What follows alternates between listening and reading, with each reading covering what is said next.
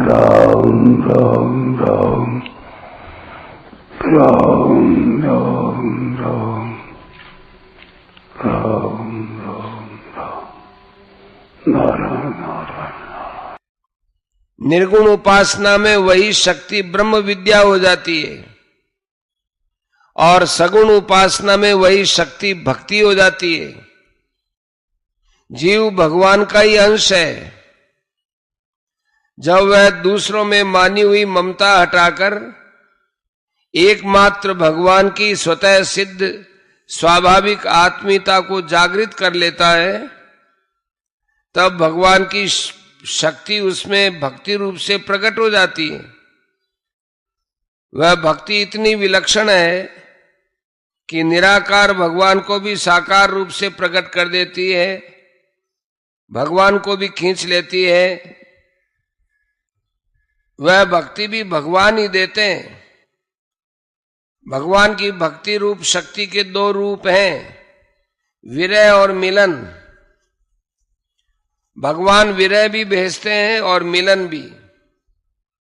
जब भगवान विरह भेजते हैं तब भक्त भगवान के बिना व्याकुल हो जाता है।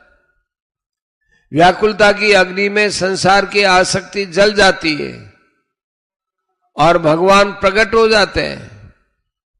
ज्ञान मार्ग में भगवान की शक्ति पहले उत्कट जिज्ञासा के रूप में आती है, जिससे तत्व को जाने बिना साधक से रहा नहीं जाता,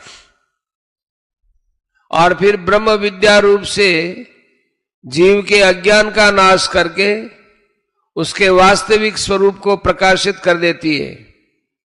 परंतु भगवान की यह दिव्य शक्ति, जिसे भगवान विरह रूप से भेजते हैं, उससे भी बहुत विलक्षण है।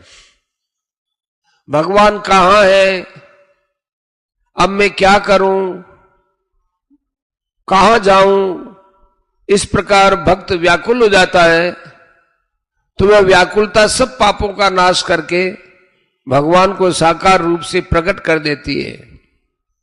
व्याकुलता से जितना जल्दी काम बनता है उतना विवेक विचार पूर्वक किए गए साधन से नहीं।